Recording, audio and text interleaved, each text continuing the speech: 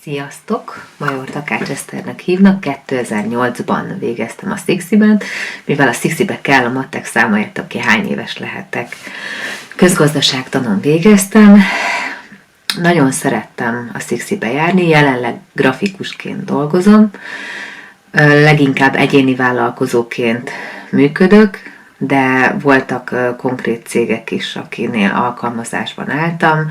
A legnagyobbak, akikkel együtt dolgozhattam, a Magyar Rajzfilm Kft., illetve az ATV Zrt.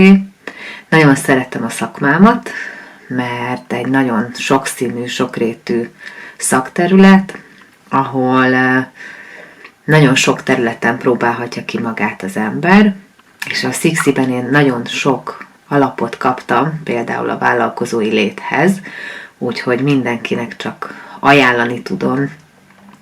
A szakmai dolgokon kívül csodálatos embereket ismertem meg a tanáraim között, akiket most már elmondhatom, hogy többet talán barátomnak nevezhetek, akik hozzásegítettek még a Szixis évek alatt, hogy most jelenleg grafikusként is megállhassam a helyemet.